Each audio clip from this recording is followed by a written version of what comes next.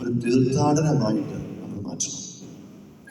അതായത് നമ്മൾ ഇവിടുന്ന് നോയമ്പെടുത്ത് നമ്മളൊക്കെ ഹൈന്ദവ സഹോദരന്മാര് 41 ദിവസത്തേക്കാണ് വ്രതകാലം അന്വേഷിച്ചതിന് ശേഷമാണ് അവർ ശബരിമലയ്ക്ക് പോകുന്നത്. ഇപ്പോൾ അവർ നേരത്തെ പോകുന്നത് മാത്രമേ ഉള്ളൂ. എങ്കിലും നമുക്ക് മുസ്ലിം സഹോദരന്മാര് നബിദിനങ്ങളൊക്കെ അവർ ഈദും നബിദിനമൊക്കെ അവർ ആഘോഷിക്കുന്നത് വ്രതമെടുത്ത് തന്നെയാണ് ആഘോഷിക്കുന്നത് എന്ന് പറഞ്ഞാൽ ആ തിരുനാളിന് വേണ്ടി അവരെ കൊണ്ട് ഒരുങ്ങുകയാണ്. നമ്മളും ഈ പെസഹ തിരുനാളിന് വേണ്ടി നമ്മളും ഒരുങ്ങുകയാണ്. ഇതൊക്കെ വേണ്ടി ആ വിശുദ്ധവാരത്തിൽ പ്രവേശിക്കാൻ വേണ്ടി എന്ന് പറഞ്ഞതുപോലെ നമ്മുടെ ഓരോ ദിവസവും നമ്മൾ അർപ്പിക്കുന്ന പരിശുദ്ധ കുർബാനയ്ക്ക് വേണ്ടി ഈ ഒരു ആത്മീയ ഒരുക്കം നമുക്കുണ്ടാവണം. നമുക്ക് പ്രത്യേകിച്ച് നമുക്ക് ഈ നോമ്പുകാലത്തെ ഒരു പ്രാർത്ഥനയുണ്ടല്ലോ.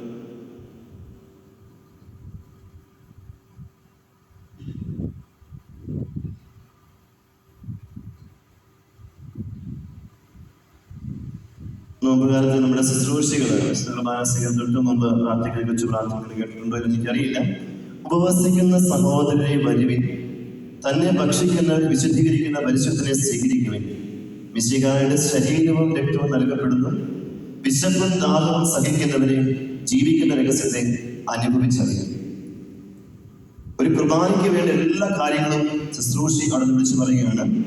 ഉപവസിക്കുന്ന സഹോദരന്മാരെ ഒരു പരിശുദ്ധ കുർബാന സ്വീകരിക്കാൻ വരുന്നതിന് മുമ്പ് സഭാമക്കളോട് പറയുകയാണ്, ഉപവസിക്കുന്ന സഹോദരന്മാരെ തന്നെ ഭക്ഷിക്കുന്നവരെ വിശുദ്ധീകരിക്കുന്ന പരിശുദ്ധനെ സ്വീകരിക്കുകയും മിശിഹായുടെ ശരീരവും രക്തവും നൽകപ്പെടുന്നു.